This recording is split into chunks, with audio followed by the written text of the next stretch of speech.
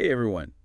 You know how sometimes life can feel like you're trudging through the desert, totally parched and kind of weary? Oh, tell me about it. Well, that's what we're tackling today, diving deep into the idea of waters of healing. Ooh, We're looking at day 3 streams and a sermon transcript from Bishop Sanders. Both are all about finding that healing, in a world that often just feels dry and difficult. it's so interesting how both of those sources use that image of water in the desert. Right. And it's not just like a pretty picture or something. It really gets at something deep in us, don't you think? That universal need for refreshment, for renewal. Totally. And Bishop Sanders, she doesn't shy away from how hard it can be either. Yeah. Like there's this part in her sermon where she talks about the Israelites, fresh out of Egypt, finally find water at Marah, but get this, it's bitter, Oh, no. totally undrinkable. And she says, and I'm paraphrasing here, this water can't be drunk, this water makes me sick. Have you ever been part of something where you thought it was going to be your healing, but when you got there, you only realized, oh, no, this ain't it. This is bitter water. It's the worst, that feeling, Like when you're just so ready for things to get better, you think you found the answer, and then bam. Right. Brand new problem. Totally fresh disappointment. That's Mara, right? Like, wait, this is not what I signed up for. Exactly. So we're in this desert, right? We've tasted that bitterness. What's next? And both the sermon and day 3 streams point us to Isaiah 35.67. Oh, yeah. And the imagery there, it's powerful. Then will the lame leap like a deer and the mute tongue shout for joy. Water will gush forth in the wilderness and streams in the desert. It's like the text itself is a big old glass of ice water for anyone who's struggling and parched. Yeah. That complete shift from nothing to abundance, it's amazing. And what I find interesting? The way both sources connect this to a deeper kind of healing. Not just physical, but emotional, even spiritual. Yeah. It's about feeling whole again. Exactly. That's what makes that water metaphor so powerful, Yeah. Because think about it.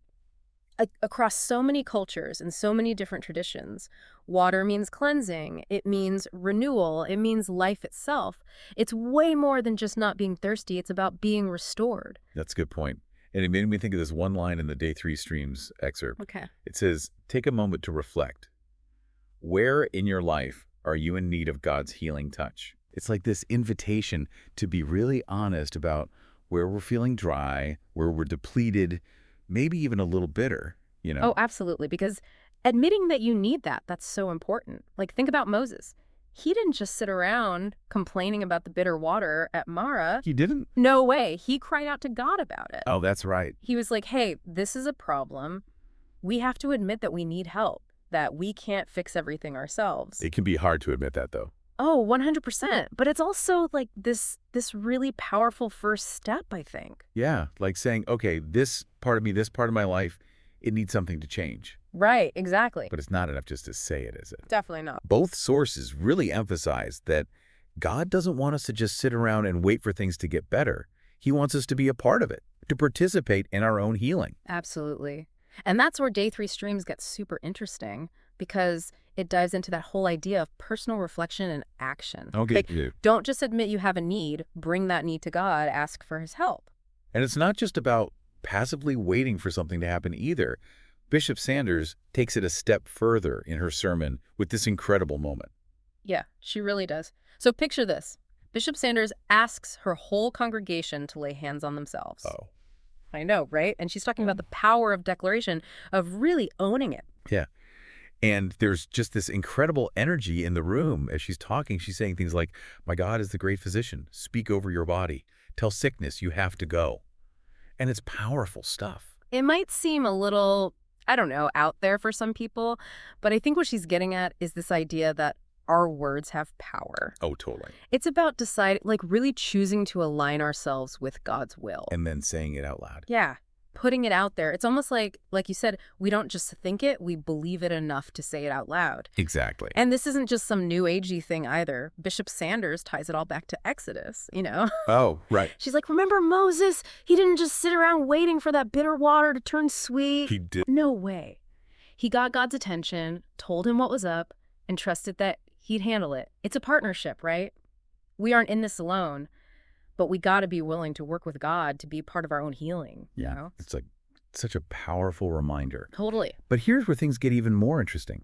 Both Day 3 Screams and Bishop Sanders' sermon, Oh, they both talk about this idea of personal healing connecting to something much bigger. oh, yeah, it's like this ripple effect. Yeah. Like as we heal, as we're filled up with that living water, it naturally flows out to others around us. It's that saying, hurt people, but healed people heal people. Yes, Yeah. exactly. It's like when we let God work in us, when we really let ourselves experience his healing, we become these channels for that same healing to reach others. And that's a huge part of what Bishop Sanders is preaching about, right? It's like a call to action, to support each other, to pray for each other's healing, even when we're struggling ourselves. Totally.